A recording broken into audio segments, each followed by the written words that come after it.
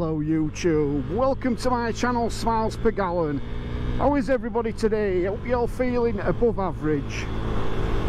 Well, I hope you've all had a good Christmas and New Year and all the best for 22.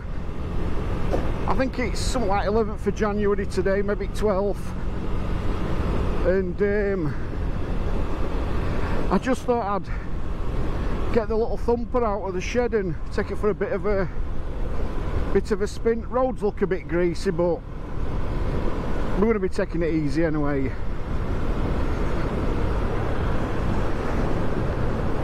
Filming on my new GoPro Hero 8 edition, Black Edition.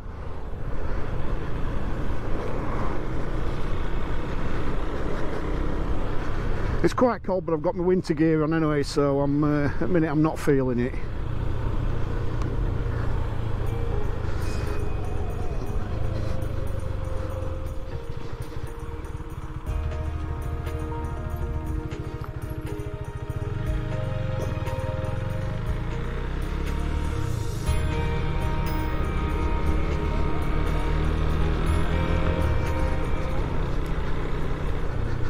Turns into like a little single track road, does this, and then takes you can either get on the A1 and head northbound, but we're not. We're going to be turning right and dropping down into a little village called Wentbridge.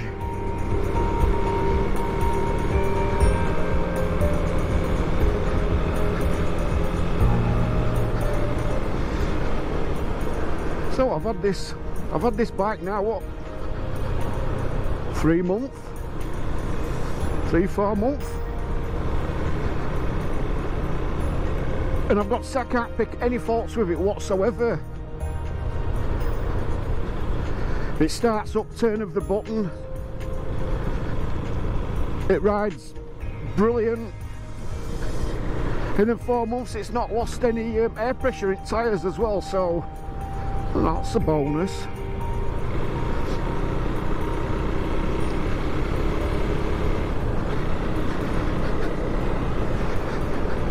As I said, I wanted to buy a single cylinder bike and something that's not too big, and I wanted a 4-stroke because I didn't want to be changing pistons and rings every 2 minutes.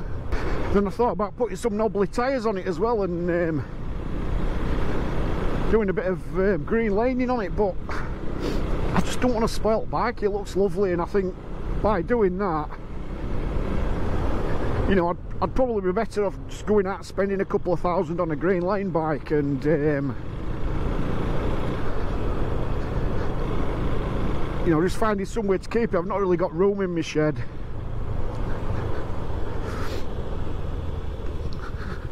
Right, so as you can see in front of us, that's the A1. And like I said, you can get on it heading northbound. We're not. We're gonna drop down into Wentbridge, see what's kicking down there. I've been there to Wentbridge for ages. In fact, last time I was doing this, we were on a mountain bike.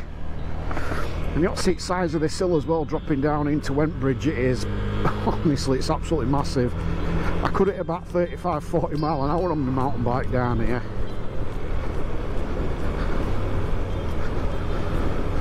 I wouldn't like to think that I'm going to fall off though. You know, gravel rash would have been horrendous. I suppose the GoPro is at picking the size of the hill up, because they're not right good at that, GoPros, are they, at picking hills up? But it's mega. I wouldn't like to think I were biking up here,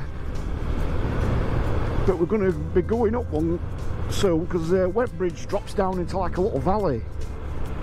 And then we've got Brocadale Woods on his right, his left-hand side rather, and we can turn right here where I sometimes used to go on my mountain bike, but I've also done this one quite often, and it's a killer.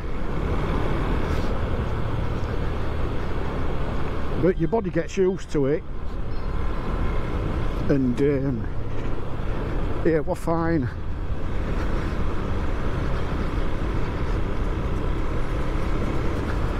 I used to go all the way up as well, but it is really steep, this hill. And there's a Bluebell pub on the left. Brocadale Woods is up there on the left as well. which I've also cycled through Brocadale Woods. As you see, this hill is honestly, I know GoPro's not picking it up, but it is massive.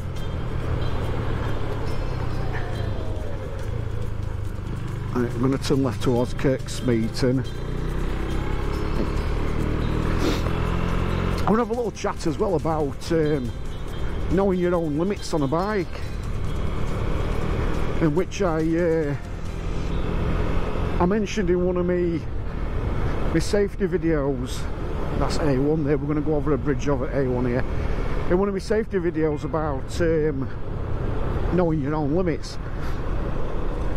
I can't tell you what your limits are, only you know that. You know, if you've had your bike for so long, you do get to know what it can do. And my advice to you is easing off 5 to 10% from the limit of your machine that you do. If you don't push it, that extra 10%, you're going to stay safe. You're going to be a lot safer than, you know, if you're pushing it. For example, the day of my crash, and I know some of you might be thinking, oh, he's off again on about this crash, and yeah, it's a big part of my life. It was a massive life-changing experience. The day it happened, I was full of adrenaline. You know, I thought, oh God, I can't wait. There's 30 guys all parked up in a car park, all revving the engines up, and you know. I passed my own limit that day. What happened? You know, we're on a big CC bike. I took the bike to the limit. Valentino Rossi can push a bike at them speeds. Don't mean to say that me or you can do it, because at the end of the day we can't. So yeah, so it just felt like beginning of a race that day, and I'm thinking, oh yeah, nobody's going to be getting me today. Why I was thinking like that, I don't know. I really don't know. You know, I love my bike racing, my road racing, Isle of Man TT. I'm a massive fan of it. You know, and I know how dangerous it is. The guys that race it know how dangerous it is. And I think that day, that's why, you know, I felt like one of them, these TT riders, which really was stupid on a road. You know, I pushed my limits, I pushed the bike's limits, I pushed, double pushing my own limits, and I crashed. So yeah, so what I'm saying is, know your own limits and stay within, if you can, you know, stay within 10%, 5-10% of that limits. A friend told me that as well, and it's something that I should have done that day. I'd have probably still been riding that bike now if I wanted to, but there again, I might have gone out and ended up killing myself. So yeah, my CB 1000, right machine it was. Right, I'm going to go right here. I normally turn left, but I'm going to go right and head towards like Asken, that way on.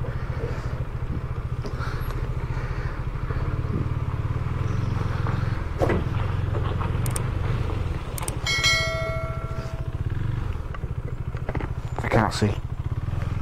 Oh, he's letting me through. Thank you. Yes, so that day I was, like I said, adrenaline was proper going through my body, and I was going for it. I were up there with top riders, and if I'd have just been sensible and stayed back and stayed with the slower riders, which I should have done, I'd have been fine. I mean, there were an older guy than me, and he were on the same bike, exactly the same bike. You know, he didn't crash, he stayed behind. He didn't try racing up with the guys that were fast riders.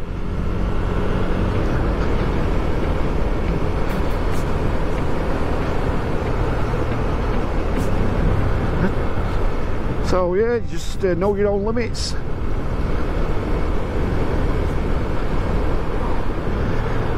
the aftermath of the crash as well. If I have mentioned this in one of my other videos, but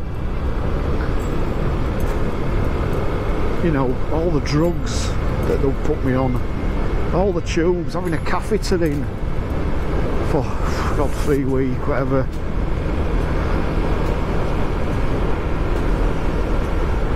It was crazy.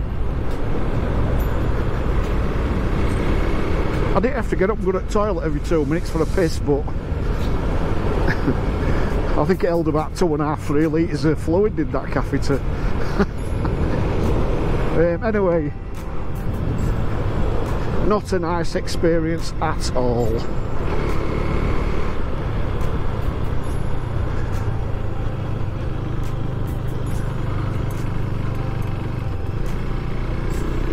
Ooh, the little thumper.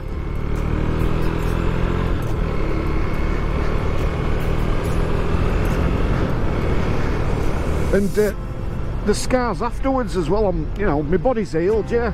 I know I've got loads of framework in me, loads of metalwork, titanium in my pelvis and in my arm,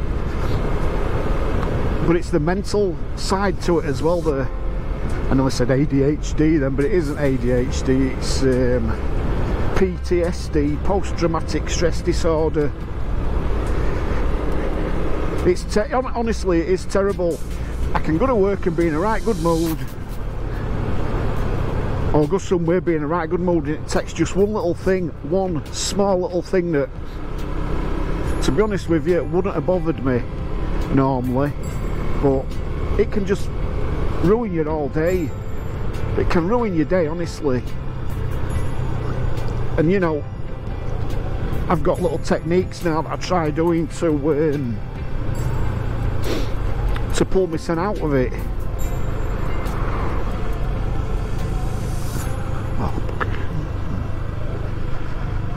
So yeah, I've got little techniques to pull myself out of it and put myself in a better mood. But it's hard, honestly. Once you go into that shitty mood for a day, you cannot pull yourself out of it. You can, I can, but it's taking some training to be able to do that. And I've not gone and had any counselling or anything. They're just techniques that I do myself. I try and think of my wife, try and think of my kids, my family, you know. It normally does trick.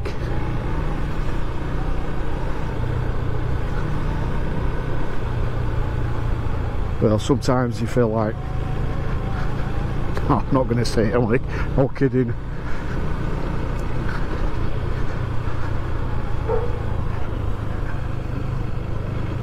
I'm enjoying this little ride out today.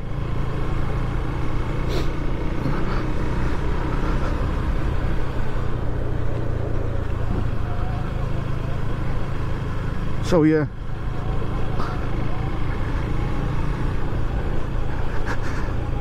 what I'm going to say now, I might edit out, but I'll try and leave it in if I can explain it, and I think people may understand what I'm saying. When I was laid in hospital, I was under the anaesthetic, or I don't know where I was. I was on a different planet, to be honest. So all I remember is going in for my operation, talking to an anaesthetist, they put me under, and that's it. I remember then waking up, pulling a big thick black tube out of my throat, and a nurse telling me to do it, a male nurse saying, go on, do it, do it. I pulled this tube out of my throat, and I grabbed this one that were in my nose, and he told me to pull that as well, so I pulled that out. And then I went back to sleep. I was zonked. I don't know if that was true, if it was a dream. It felt as, all this I'm telling you felt as real as I am sat on my thumper today and riding it, honestly. It felt so real. The next minute I woke up, and this doctor says to me, right, you can rather lay there for 3 months, or you can play this game with us, and if you win, you'll be out of here in a couple of hours, all fixed. And I thought, wow. And I remember thinking to myself, did he just say that to me? And it felt so real, honestly. I couldn't tell whether it was. It just felt real. That's all I can say. They're the only words I can put to it. What that doctor said to me that day felt so real, and I believe that I was going to be out there because I was all fixed if I won this game. Anyway, they kept asking me these questions, and first couple I got right. I can't remember what the one. I think one was, do you know who you are? Obviously I know my name, I know where I was at LGI.